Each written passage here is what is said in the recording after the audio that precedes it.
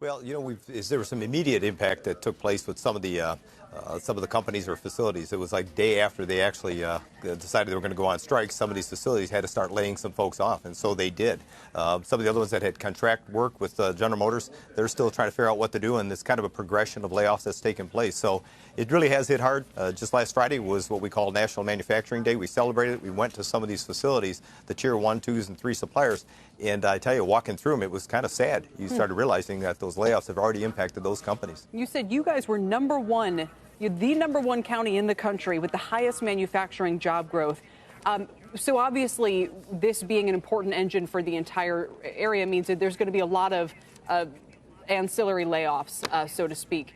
What can you tell us about that? I mean, what's the trickle-down effect that we're already seeing from this lasting more than a month? How important is it for these talks to be resumed quickly?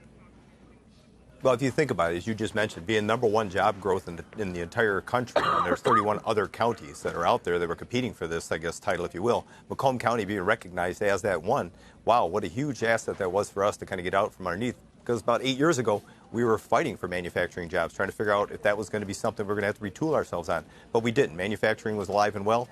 Moving forward, the concern is going to be, are some of these facilities, are they going to close up shop and stay closed up? So we're really starting to feel those repercussions. Already in the first 3 weeks of the strike, Macomb County has lost $412 million in wages. How has that trickled down to the local community? You're starting to realize it. I mean, even the mom and pop stores, the restaurants that are taking place. I was just in one that happens to be what's called a kebab house, right in the epicenter where General Motors Tech Center is at. And normally that place is packed during the lunch hour. I walked in there and it was about a quarter full. So 3/4 of the place was actually empty. And that's not the norm. Normally you're seeing a lot of people there and they're starting to feel the impact and they're talking about it. So they're hoping these workers get back to work. But again, it's going to take a little bit of input on behalf of General Motors to work with them to figure out how do we solve this contract debate. You also said you think it's surprising that President Trump hasn't tried to stir this issue up. What do you mean by that? Well, all the Democratic candidates have been in Macomb County. And so having been in Macomb County and standing along the picketers, knowing that Macomb County was basically something that swayed the election toward Donald Trump, during that last election cycle, which may have swayed the state, may have even swayed the election. We hear about that quite often.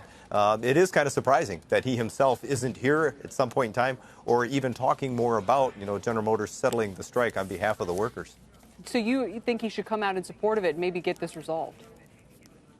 Well, as a Democrat, I don't know that I would recommend him to do what he would need to do to win Macomb County. But let's face it, anybody that wants to win over Macomb County is going to have to win over the workers in Macomb County. And again, a lot of them are from the manufacturing. They want to know who they're going to trust to help them maintain jobs and some good wages moving forward. So they're going to be voting. There's no question about it. Who they vote for is going to be dependent upon who they trust is really going to help them with their issues.